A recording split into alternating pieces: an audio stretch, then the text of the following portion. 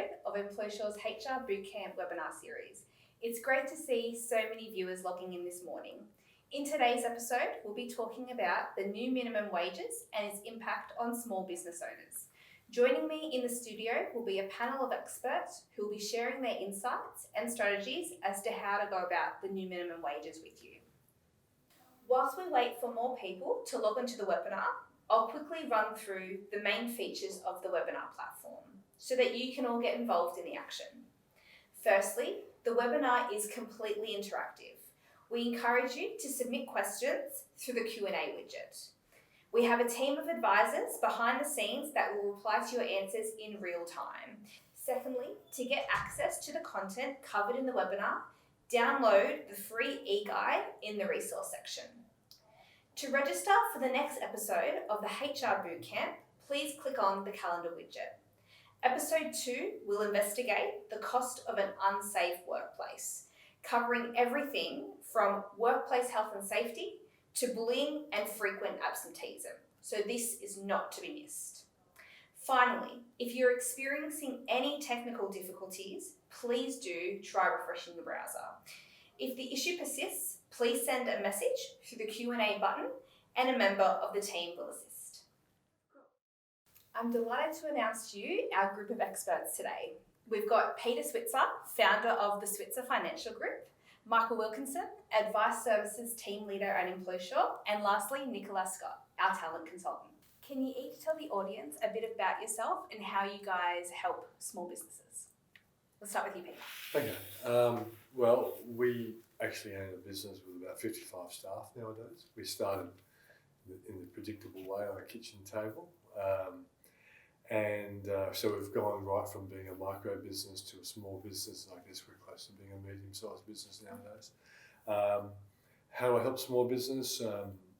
Many years ago, I was the first small business editor of the Australian newspaper as a contractor, as a business, not as an employee.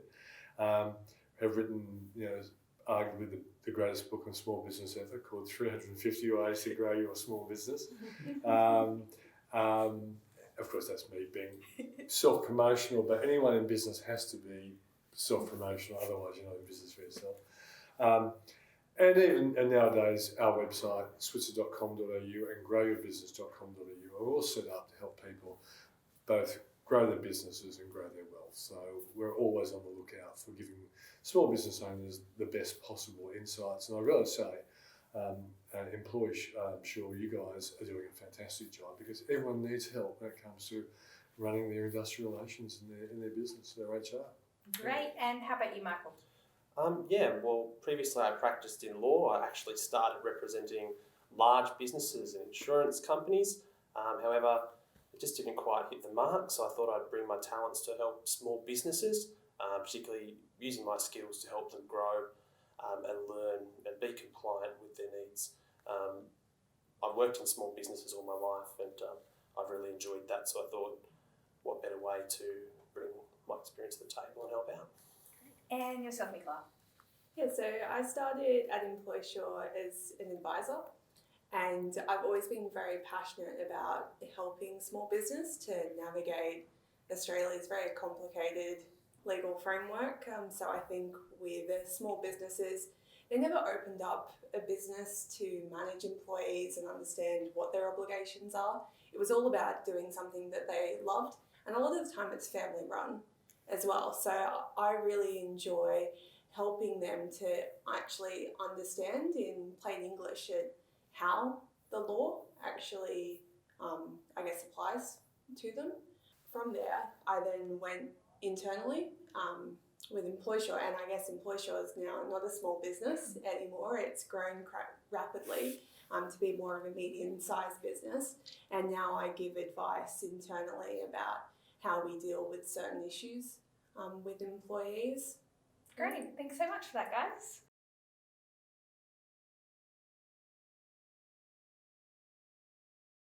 The minimum wage is the lowest sum of money an adult employee can be legally paid. Understanding the minimum wages in Australia is one of the most crucial elements to maintaining an effective cost structure when running a business. While there are many different minimum wages prescribed for different job types and awards, each of these are legislated by the government. Hence why all businesses in Australia must abide by it. The change this year includes a 3% increase in the modern award wages, with weekly wages rounded up to 10 cents, and a 3% increase to the national minimum wage, taking it to $19.49 per hour and $740.80 for a full-time employee, which is an increase of 56 cents per hour. In front of your screens is a poll question. We've asked, what's your opinion of the increase? A, the increase is reasonable. B, the increase is too high. C, the increase is too low. Or D, there shouldn't be an increase. We'll come back to those answers in just a minute. So Peter, once again, we've seen the minimum wage increase go well beyond CPI. In your view, do you think it was a fair increase? Yes. The trade unions wanted 6%, and they always shoot for more than what they really want. They'd love to get 6%. And I think 3% was reasonable. Yeah. When you look at the hourly rate, being paid less than $20 an hour, that is not exceptional. And I know there'll be some businesses that might find it hard, but they're probably businesses that are struggling for other reasons. It's not because their wage bill is horrendous. So I think in the whole scheme of things, and also given the fact that I think the economy needs an injection of confident consumers, and people on lower incomes are great consumers because they spend most of their money, so that's going to be a good thing for the economy as well. So a lot of those businesses will find that they get more sales because the minimum wage has gone up. Yeah, okay, great. So what would you have chosen as a fair minimum wage increase, and what factors would you base that on? No, I think the Fair Work Commission got it right. The Fair Work Commission hasn't been selected from a bunch of employers. Their bias is generally towards the worker, and but I think they've shown themselves to have the guts to take on the trade union movement as well. So I think they've come up with a reasonable wage rise, and we've got no reason to complain. And I'm in the business of complaining. It's been great for my career to complain about governments and reserve banks and organisations like Fair Work Australia, but I think they got it right this time. We often hear from our clients that increase in wages means that they have to work more hours, increase prices, or even reduce their staff members. So has this ever been your experience with the businesses you talk to? We'll start with you, Nicola. Yeah, for me personally, it was quite a mixed bag of emotions whenever it's around wages time. So you had some clients calling in and they would say, how am I supposed to afford to pay my staff? This means that I'm going to have to look at other parts of my business. Where can I improve efficiencies? Where can I reduce costs? I'm going to have to let some people go, make them redundant. I don't know how I'm going to stay afloat as a business. Even some clients said, if I were to pay in line with the minimum wage, I don't think that my business would survive the way that it's going. And then there would also be other clients who would say, well, how am I supposed to attract and retain my staff on these kinds of minimum wages? If I paid in line with those wages, I would never have any employees left. So I found it quite interesting, the different responses that you would get. Yeah, fantastic. And yourself, Michael? Look, I feel that most businesses prepare for these changes. It is applied across the board, so all businesses are experiencing the same kind of issues. So price rises, pay increases, it's all something that's part of the plan. Really, what I observe on a daily basis, the businesses that are best positioned for this are the ones that prepare in advance. They take stock of work, take stock of their operations, what they look like now, and create plans to accommodate for these variances that occur from time to time. So by being on the front foot, they might not have as many of the reactive measures that my colleague Nicola has addressed, and it might give them a bit more peace of mind, and hopefully they're not preparing to work more and they've actually got other structures and things in place to save that toil. Great. And what's your experience, Peter? Well, I just think that there are businesses that are really struggling, and this kind of wage increase will hurt them. But I've got to say that the history of really good businesses is that a kick in the pants is often a reason to become more aggressive in looking at their business, to look at ways in which they do business better. And sometimes complacency comes along, and so you don't actually look at your business aggressively. You don't look at the strengths, the weaknesses, the opportunities and threats. And I think if a person's going to close in a business purely because of minimum wage rise, that business is in trouble for other reasons, not just because of wage rises. Because I would say the majority of Australian businesses pay over the award anyway. And so it doesn't become an implication for them whatsoever. So Michael, are there any penalties if business owners fail to comply, and what do you think will happen if they don't pay up? The Fair Work Ombudsman takes its obligations extremely serious and is engaged in a sustained campaign to address shortcomings and failures of employers to pay wages correctly. There are significant penalties, very significant fines, and these are likely to be imposed, particularly in circumstances whereby people blatantly do the wrong thing. Always a good opportunity to take stock, learn what the wage is, and apply it from the appropriate time, which is the first full pay cycle on or after this 1st of July. Yep. Okay. And Nicola, why do you think some employers get it wrong? I think a lot of it comes down to inadvertence. So we have a really complicated workplace relations framework, and it's quite hard for some businesses to actually know what all of their obligations are.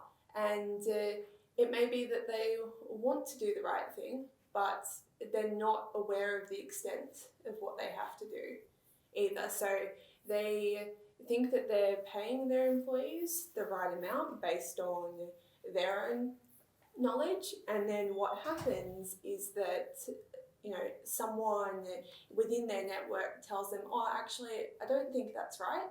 And then they check it out for themselves and they realise that they have been doing the wrong thing, and they're quite surprised by that. There's going to be people who will always make calculated risks that may be based on their business structure. It could be based on their relationship with their employees, but we really encourage our clients to take a very proactive approach. So we guide them every step of the way in terms of what's the right award to cover their employees, what kind of classifications do they fall under, what would be the equivalent wage, and making sure that they regularly review their wages as well, so they're not going into that kind of trap of inadvertence where they don't know what they're supposed to do at certain times. So do you guys think that the Fair Work Commission does enough to incorporate the needs and challenges that small business owners feel when the new wages increase every year? We'll start off with you, Peter. Well, I think the Fair Work Commission has had a checkered career. This current wage decision, I think, is a good one. I think some of their other decisions around working conditions and whether people should be sacked or not have actually shown themselves to be people who come from La La Land. But I think when it comes to the current wage rise, I think they've actually been quite sensible. But as I say, there are going to be some businesses that will find it very hard. But so I'm used to pointing the finger of blame at the Fair Work Commission, and I'm not prepared to do it this time. And yourself, Michael? Look, I agree with Peter generally. However, the regulator and the government could do more to make this a more user-friendly experience for employers nationwide. The decision comes down in June, and the application is 30 days thereafter. There is historically a high degree of fluctuation between the rates or the increased rates. So it does make it somewhat difficult for businesses to prepare. Perhaps there could be an extended grace period to accommodate that. Other measures would simply be to put out more information regarding the changes, making them more accessible, the rates more accessible, interpretive mechanisms more accessible. Just we don't really need lawyers to tell businesses what to do. It should be made in a user-friendly format so that business owners can know and understand themselves. That comes from the lawyer. That's really good. In your thoughts, Nicola? I don't necessarily think that it's an issue of the rate itself, because if we look at this quite pragmatically, there's a process that the Commission follow when they're getting to this kind of decision. So people, they do have the ability to actually make submissions, which the Commission take into consideration. The panel that decides on the rate, they're made up of a mix of Commission members and also members of the public as well that have certain experiences, including people who have worked in small business for a long period of time. And businesses do have the ability to raise their particular concerns and the challenges that they may be facing. So I think that it's not so much the rate, but more about the education around the rate and giving businesses the right kind of tools and resources to help them around this kind of time to actually understand, well, what can we do as a business to manage this situation and also plan ahead as well. Okay. We'll now go through the poll results. So, as we asked, what is your opinion on the increase? 35.11% of you said the increase is reasonable. 36.17% of you said the increase is too high.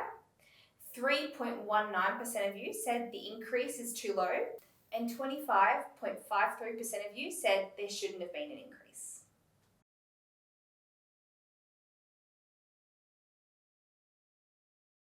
So now we are going to talk a little bit about small business compliance. So Nicola, in about 2016-2017, the Fair Work Ombudsman received about 26,000 complaints regarding workplace disputes. Since then, they've stepped up their intelligence, gathering and analysis to identify and target suspected non-compliant businesses. So what do you put the influx of complaints down to?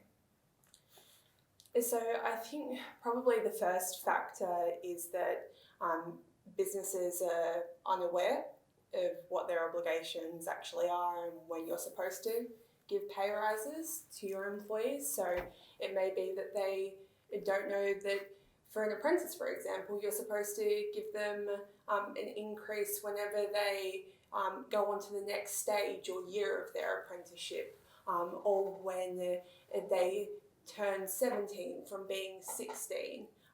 Also with different classification levels based on people's skills and their qualifications, wages may increase as well as a result of that. And businesses just don't know. So they may get it wrong and they may not plan ahead. Yeah. The other kind of factor would be employees who've become disgruntled. So it may be that they've had a long-standing relationship with their employer. They've been an employee of that company for over 10 years, had a great relationship. It broke down over time, and the business may have not been aware of unfair dismissal laws and the kinds of processes you have to follow when you are ending someone's employment, and they've ended it and they've gone to the Fair Work Ombudsman and made a complaint. So Michael, what do you think employers need to know to stay on top and remain compliant? Well, I think employers need to know the nuts and bolts of their organisation. First of all, they need to know what they do and how that actually fits into Australia's industrial relations system. So everyone knows what they do, but they don't necessarily put that within the landscape and jigsaw puzzle that is industrial relations. Once they know that, they can look at the relevant laws, the Fair Work Act, modern awards, any kind of enterprise. You're so right. You're so right. But even the words that you mentioned send the small business person to sleep, and it's just critically important to make it really sexy because we don't care about it until we have a battle with a staff member who's been a fantastic staff member until something goes wrong. And I think in many ways that's the way we have to get owners of businesses interested. You've mentioned the word fair work and all that sort of stuff, that turns them off, but solving problems, that's where you guys are really valuable, and I think that's when people should be interested in it. Yeah. Absolutely. Sorry for interrupting. That's all right. But you're definitely right. For a lot of businesses, they only, I guess, research or what they need to do in certain circumstances and actually seek additional support and help when there has been an issue that's arose. So it's taking that more reactive kind of approach, but we need to be shifting the focus so it is a lot more proactive, and people are actually planning ahead. That's a wonderful point, Nicola, and that and Peter as well. The actual engagement between employers and employees, it's not like it used to be. Businesses don't necessarily communicate with their staff on that personal level.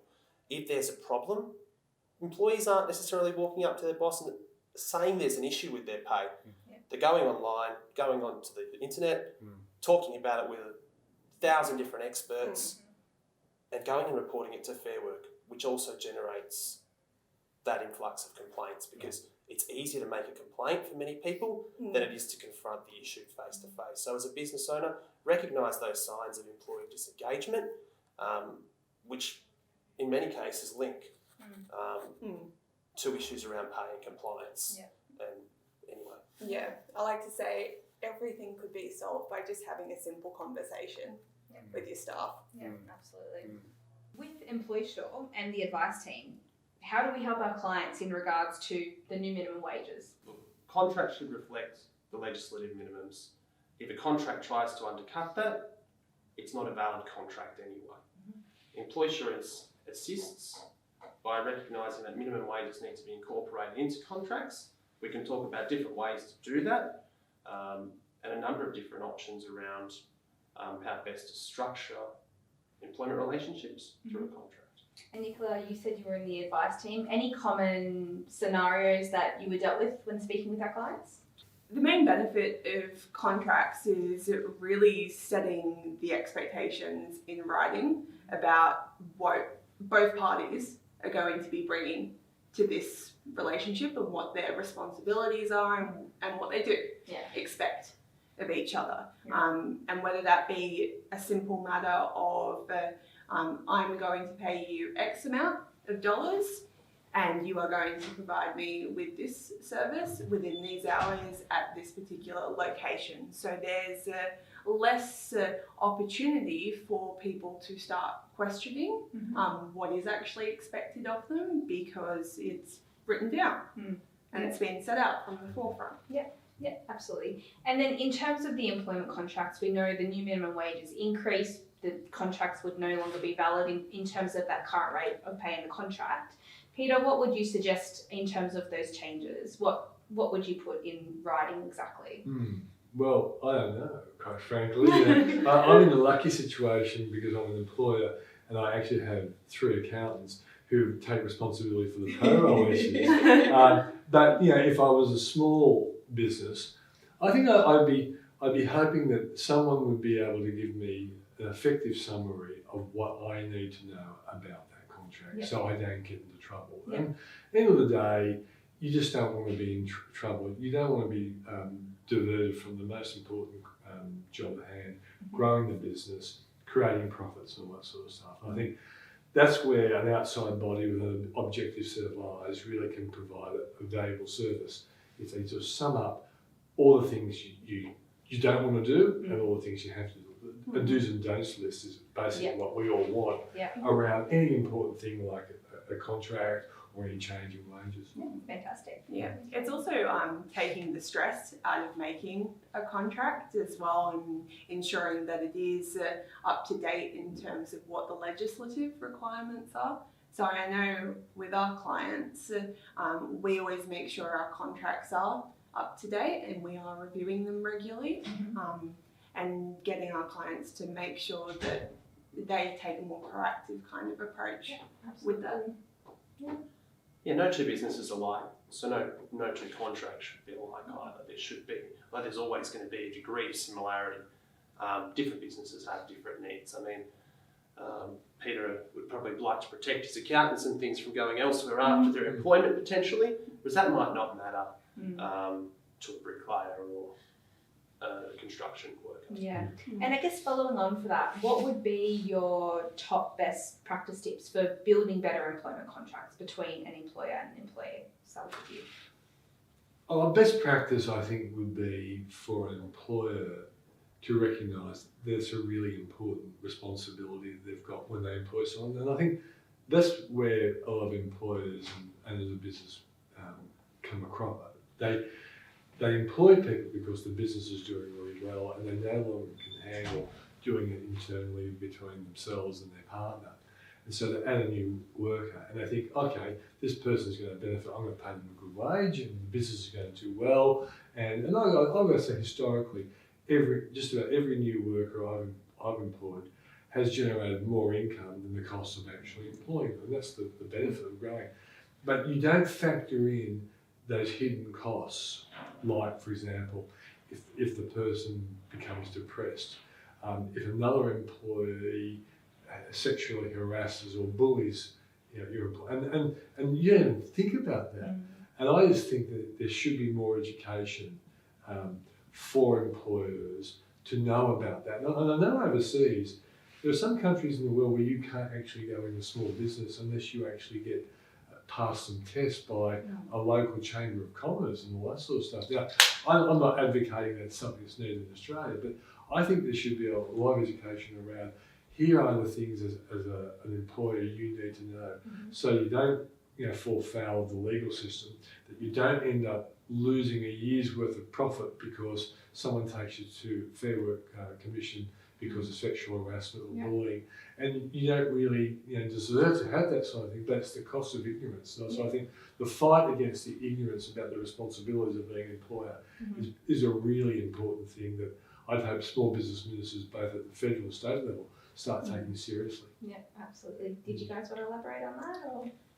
Look, I think contracts and policies, it has to be more than a piece of paper or a document that's just looked at and filed away. We've all been given contracts and policies, and it's like chopping down a rainforest. They're that extensive.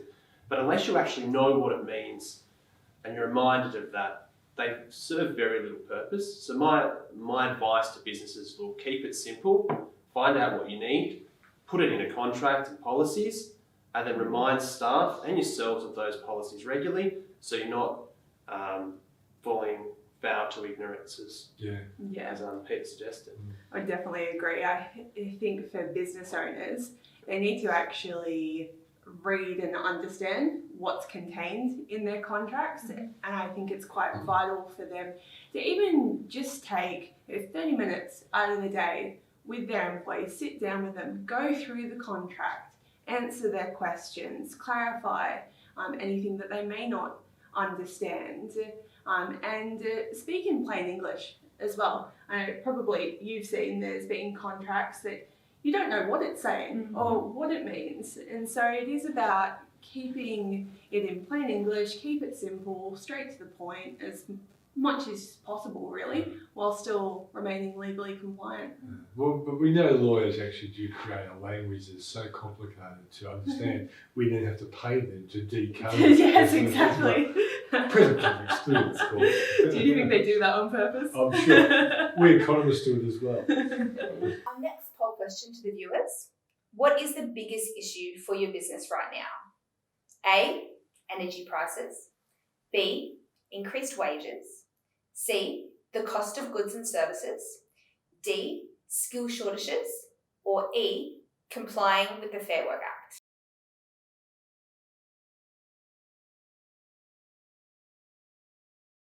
So our next topic will be common mistakes that small business owners need to avoid.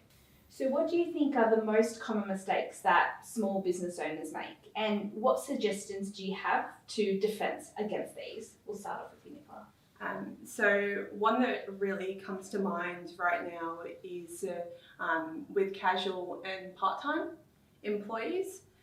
So there are business owners who believe that casuals and part-timers, they're not entitled to any kind of overtime or penalty rates, and they're exempt from that by virtue of how they're engaged in their employment. So I guess ways to actually deal with that is do the research for yourself.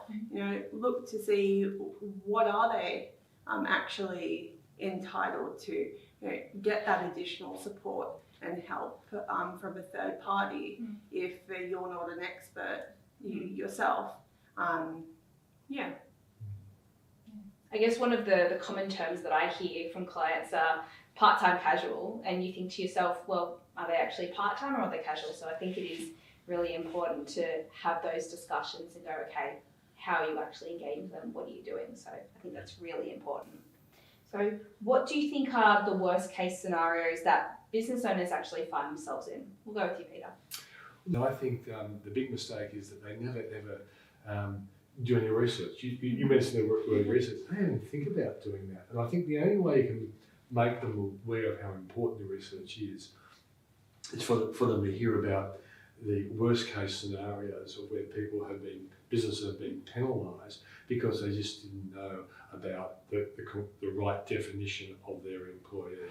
You know, part-time casual. And I've got to say, in all honesty, I don't know myself today, but I have someone who I pay to get that kind of thing right. And I think if you haven't got the money to pay for someone to do it or a contractor to do it for you, you really have to roll up the sleeves and start reading about it. You won't understand it, but then you might go to someone who will explain it to you, because it really is important. It could rip away a really good year if you have some major mistake involving an employee.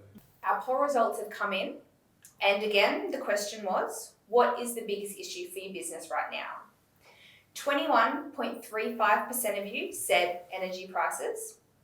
30.34% of you said increased wages. 12.36% of you said the cost of goods and services. 16.65% of you said skill shortages. And 19.10% of you said complying with the Fair Work Act.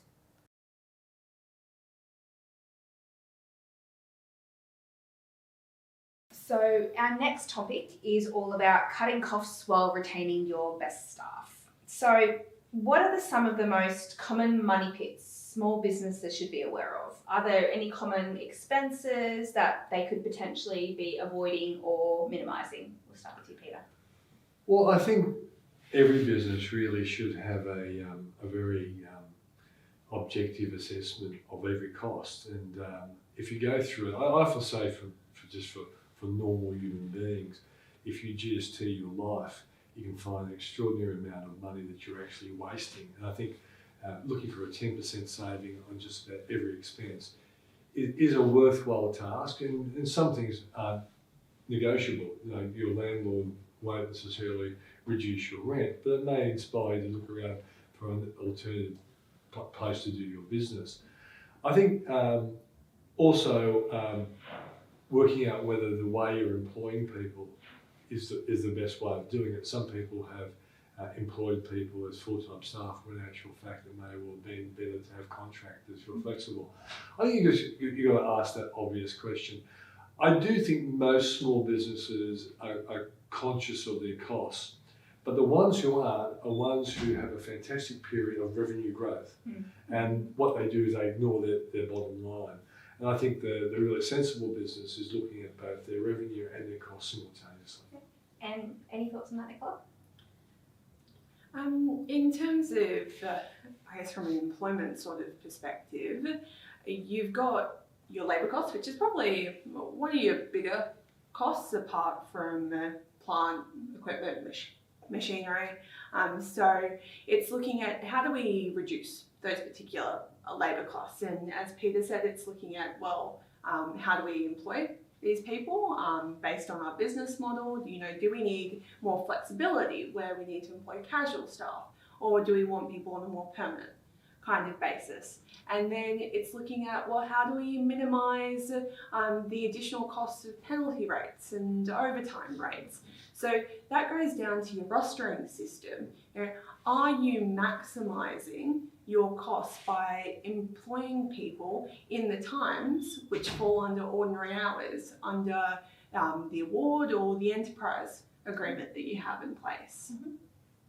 As we saw in our poll earlier, energy prices are a major financial burden for small business owners. With the Morrison government returning to office, do you think small business owners can expect action on that issue? Peter? Yes, I do. I think it's going to be an important pass or fail issue for the Morrison government, what they do with energy. And containing costs is going to be one aspect of it, and also negotiating the desires of probably 50% of the population who believe in climate change and want some action on it. And certainly I think cost reductions are going to be critically important if they want to be re-elected. So, and I think it's a good thing that any government who gets in power should be thinking around those lines. Yeah. And Michael, any thoughts on that? Look, I understand that everyone likes to or hopes that government will intervene. I'm a bit more pragmatic and think that businesses should take ownership over this space themselves. Businesses know that it's a cost, and it is to some extent a controllable cost that they can deal with by looking internally. They might choose to become more efficient in the way they utilise their resources if that's possible, look for technological upgrades. There's a number of different companies Australia-wide that provide some really unique energy solutions. Some of them are our clients, and I would encourage businesses to look outside and do what they can themselves, and rather than waiting for something that may or may not eventuate. If the government does intervene, well, that's a win, but hey, you've already actioned that and taken on that yourself. Great.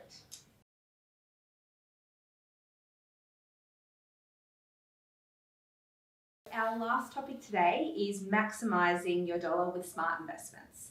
So, Peter, what sort of investments should small business owners make this time of year? Well, it's a hard question. I'd love to put them into my Switzer dividend growth fund, but that would be a conflict of interest to say. Look, I think most people in small business aren't good at investing their money. They work really hard. They aspire to create profit, and they really do need either to commit to making themselves like an amateur financial planner for themselves, or they need to talk to their accountant about what is their potential cash flow for investing, and they need to get some external help on what to do. Yeah. I certainly believe that as a rule of thumb, if people do have an amount of money to invest, over time they should be looking to make sure they're in the best possible super fund.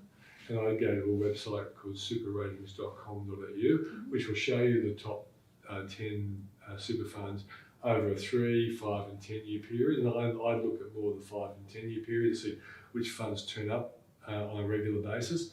I then would make sure that the fees that they're charging are actually fair fees. And it's interesting, a fund like Australian Super, which is really good, it charges 0.8, but as you get more and more money into a fund like that, if you say had $1 million in your super fund, on 0.8 you're paying $8,000. So that's when you have to become really inquisitive about what is the dollar amounts that you're paying. But I think making the effort to inquire into your money life seems to be rational, but most Australians aren't rational. It's in a sense they've decided they'd rather be poor than rich. And so I think having a commitment to finding the best financial products, making sure you're getting the best returns and the lowest possible fees seems like the best investment decision you could ever make. Yeah. You actually answered my next question, so thank you for that. Okay. And finally, to summarise, what are the top 3 pieces of advice that you'd want to share with the audience for them to be prepared? We'll start off with you, Nicola. So make sure you inquire and understand what your legal obligations are. Review your contracts, make sure that they're up to date, and also make sure that you've got really good records as well, and document everything. You can't underestimate the power of having things written down. Yeah. Michael? Stick to your core competencies. Do what you guys do best, which is run a small business. Do what you love and make sure it works. To focus on your core competencies, get a supporting cast around you that will assist build your business. An accountant, a lawyer, a financial planner, all of these people, industry experts, mentors, all of these people together can build a team that will help you focus on what you need to do without the distraction, noise. It's important you trust these people so they can help you grow. And finally, is just to relax and enjoy the ride. A lot of small business owners forget that it is really a rewarding experience. They don't have to deal with the boss like the rest of us. So yeah, go out and enjoy it. And Peter, yourself? Yeah, I think if I looked at one of the greatest lessons I've picked up from talking to successful small business people is that most people don't plan to fail, but they fail to plan. And if you look at that in so many aspects of your life and your business activities, planning is at the heart of success. A great story, the guy called John Maxwell who wrote a book called The 21 Irrefutable Laws of Leadership, and Maxwell as a young man had a mentor, which is a great thing. Everyone should have a mentor if they can find one. And the guy said to him, John, what is your plan for self-improvement? And I often ask people when I do speeches, who actually has ever written down a plan for self-improvement? And very few people have done it. And I think inside a business, you should have a self-improvement plan as you as a business leader, and then have the same sort of improvement plan for your business. If you do that, you're objective about your strengths, your weaknesses, your opportunities and threats. And once you can see, for example, your strengths, you play to them. When you look at the weaknesses, you try and eliminate them, and the threats, you try to neutralise them. And that kind of thing can be a plan to succeed. And I think that's what people need to do. Great. Well, that's all that we have time for today. Thank you to our panel of experts, and we look forward to seeing you at the next episode. You will receive an email with a recording of the webinar so that you can watch it on demand. If you're ever unsure or faced with a complicated matter, we do recommend that you seek advice from a workplace specialist. You can contact the team on 1300 832 795.